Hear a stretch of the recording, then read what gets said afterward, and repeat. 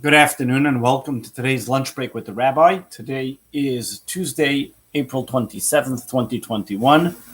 On the Hebrew calendar, it is the 15th of Iyar. We are getting closer to Shavuos on our countdown of the Omer, as we're going to discuss today, as well as a quick reminder, as I want to remind you, as usual, as tonight we'll be starting off our first class in our spring course, which is It Can Happen, talking about a future which is positive, welcoming, and hopeful for the coming of Mashiach. What is it about physically, spiritually? What are the changes? What does it mean to us? And how do we bring it about? So please join us tonight, 7:30 p.m. That's on Zoom. And you can join us. The link will be sent in an email should you participate as well. It's going to be a fascinating course, if I may say so myself. Also, Lag BaOmer is going to be on Thursday night, April 29th at 6:30 p.m. at the Chabad House. We're welcome to join you as well. All this information and more can be found on our website at jewishali.com.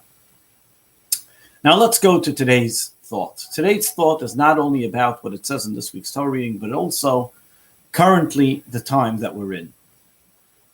In this week's Torah reading, the Torah tells us about the different sacrifices that were brought in the Holy Temple. It as well tells us about the three different holidays, the three major festivals, which are celebrated, known as the Shalosh Regalim. In temple times, a Jew, especially the male Jews, were obligated to go up to the temple at least 3 times a year. Rosh Hashanah and Yom Kippur were not one of those times. In fact, it was Passover, Shavuos, and Sukkot. Passover, celebrating the Exodus of Egypt. Shavuos, the time of harvest, when they would bring the first fruit to the Holy Temple.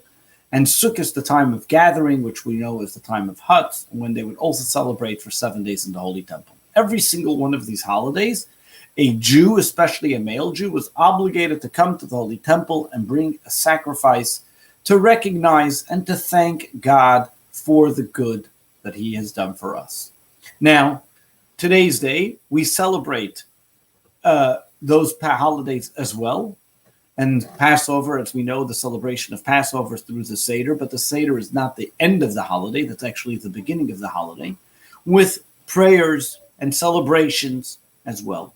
In fact, Jewish law commands us that one should always do something significantly special for the holiday. For example, throughout the 7 days of Passover, 8 days of Passover, and the 8 days of Sukkot, we eat special food, drink wine, and same as with Shavuos. Not only eating and drinking on the holiday, doing something special to commemorate it, but also to purchase something, a new clothes, a new item for the family members as well, in recognition in celebrating the holiday. But in the holidays talk, there is something which is squeezed in between Passover and Shavuos. And that is, the Torah commands us as follows.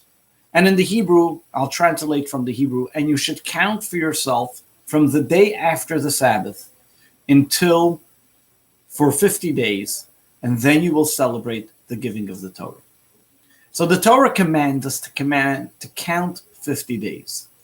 Interesting to note, Shavuos, the holiday where we celebrate the giving of the Torah, is the only holiday that does not have a specific date in the Torah. It is 50 days after Passover. Now, 50 days after Passover, we are told to count. The words that the Torah uses, usefartem lachem, and you should count for yourself. What does it mean you should count for yourself? How does one count? What does counting mean? The interesting dichotomy about a number is, a number on one hand has no personality. It's just a number, as people say. Prison inmates, soldiers, anything that you want to have no value, so to speak, say is a number. And every number is identical. But then there is something about a number that no two numbers are the same. Every number is unique. Over here, the Torah tells us, count from the time of Passover, from the day after the first night of Passover until Shavuos, count 50 days. What does that mean? Today, we know in practice every single night after the evening service, we count not only the days, but we also count the weeks. For example, last night we said it's 30 days, which is 4 weeks and 2 days to the Omer. What is that telling us? Why are we counting it? What does it mean to us? And our sages explain and teach us that if you look at the Hebrew vernacular, many words have many different meanings. The words Usafarta means in count doesn't only mean count, but also means, and you should make shine, you should brighten, from the word sapphire. But what is the Torah telling us? What is the deeper meaning here?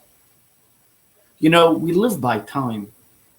Our sages tell us, Adam doyeg al damav ve'ene doyeg al ibud yamav. Man worries about his dime, but doesn't worry about his time. While a dime can be purchased, a time can never be gotten back. Time is something with the most valuable commodity.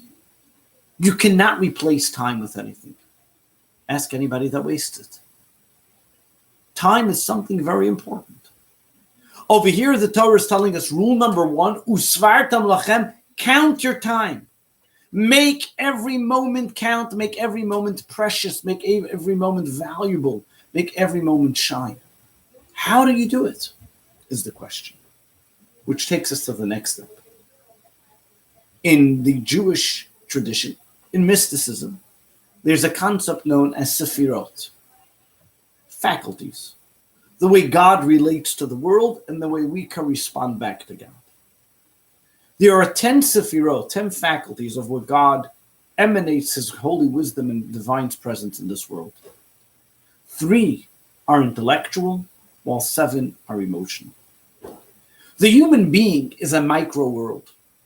The human being is a cosmic creation which duplicates everything that's above. We in ourselves have as well these 10 faculties that govern our thought, speech, and action. These 10 faculties are 3 intellectual and 7 emotional. The 50 days that are between Passover and Shavuos are there to make shine and to purify and to reflect upon the 49 different faculties that we have, 7 times 7. Because every one of those 7 emotional faculties have in it another 7 emotional. That means those 7 have in it a deeper 7. And throughout these days, how do we make our days count? How do we make our day shine bright? Is by going through our emotional faculties and making sure that they are positive, that they're working well, that they're there for us and connecting, and they represent those emotional faculties the way God brings his divine presence in this world. For example, the first of the emotional faculties is generosity. The second one is discipline. And each one of them have in it a mixture of the other. Many people have a disposition to be very generous, while some people may have a disposition to be very disciplined. Our question is not to, and our goal and our task is not to be who we already are, but is to be able to influence that disposition with more of the other to make a beautiful maker. You know, a painting, if it only has one color on it, doesn't look nice. The moment you give it contrast, the moment you give it different colors, makes it look beautiful. So too, every single day of the counting of the Omer, we look at our emotional capabilities, whether it's and we all have all 7. The question is, what are we predispositioned to be able to capitalize on more? And what these 50 days teaches us is to be able to use every single one of them in the proper mixture, in the proper context, making our day a beautiful day. That means don't take a day and be extreme of a generous or extreme discipline. Learn how to fuse all these beautiful emotions in one. Make them work for you, for the people around you, in cultivating a relationship and bringing the divine presence within yourself. Taking every single one of these emotional capabilities, bringing them and making them shine bright. This is the Torah's commandment to us during these 50 days. Usvartam lachem. Make your day shine bright. Make your time useful. Not only useful, meaning in what you've accomplished, but emotionally useful. Getting your mental capability, allowing your emotional capabilities to shine forth in every spectrum, not only in the way you were boxed in or predispositioned, but be able to recognize that we have so much more to ourselves than we've become accustomed to. God recognizes that God-given talents that we have within ourselves, And these 50 days give us the opportunity, as we go from the exodus of Egypt, to break forth out of those boxed in limitations, recognizing our 49 hidden capable talents, emotional capabilities, experience every single one of those, recognizing their greatness and using them to its fullest capability, making our time shine bright. God bless you. Have a great day. Wishing you the very best for a wonderful day. Looking forward to spending some time with you again tomorrow. Lunch break with the Rabbi at 1 p.m. God bless you and a wonderful day.